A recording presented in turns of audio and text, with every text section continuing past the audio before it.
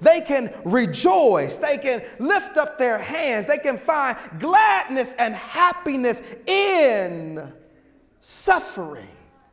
This to me seems as odd as snow in a desert.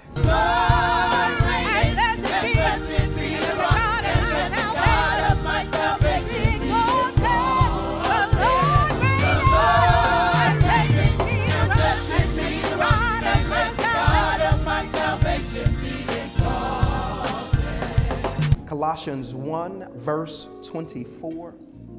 I am glad when I suffer for you in my body, for I'm participating in the sufferings of Christ that continue for his body, the church. God has given me the responsibility of serving his church by proclaiming his entire message to you. This message was kept secret for centuries and generations past, but now it has been revealed to God's people. For God wanted them to know that the riches and glory of Christ are for you Gentiles too. And this is the secret. Christ lives in you. This gives you assurance of sharing his glory.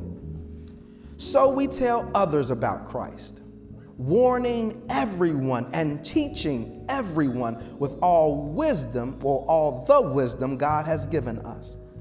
We want to present them to God perfect in their relationship to Christ. That's why I work and struggle so hard, depending on Christ's mighty power that works within me. I want you to know, chapter 2, I want you to know how much I have agonized for you and for the church at Laodicea and for many other believers who I have not met personally. I want them to be encouraged and knit together by strong ties of love. I want them to have complete confidence that they understand God's mysterious plan, which is Christ himself. In him lie all the hidden treasures of wisdom and knowledge. I am telling you this so no one will deceive you with well-crafted arguments. For though I am far away from you, my heart is with you, and I rejoice that you are living as you should, and that your faith in Christ is strong. That I want the body of believers not just to think that God is only concerned about how you feel about a certain situation. God cares about your feelings. God knows your feelings, but your feelings ain't God's primary concern. And since our feelings are not God's primary concern and God has a greater concern, there may be some instances and opportunities that God may pull us into that are difficult. So what can we learn from joy in suffering? Come on, somebody. Come on, somebody. Clap your hands and praise the Lord up in here. He's worthy of the glory. He's worthy of the praise. Hallelujah. God has coded us, created us. And in that level of creation, God has also created us with purpose.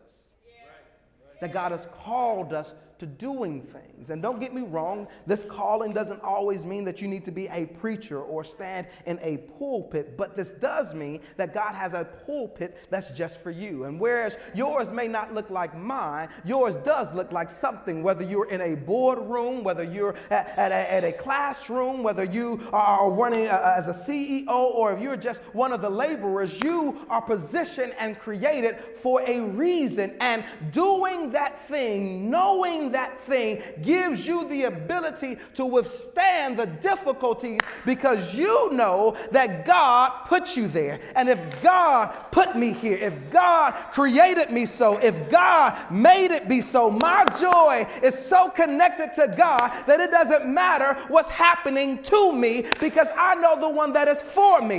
All this other stuff may come against me, but the Bible says greater is he that is on the inside of me than the very enemy that's in the world. So if my God is for me, if my God is moving with me, then I can deal with all of this other stuff because I know I'm going in the right direction. So, what has God created you for? That's not meant to be a question that breaks your heart or hurts your feelings, but it is meant to be, what has God already given you?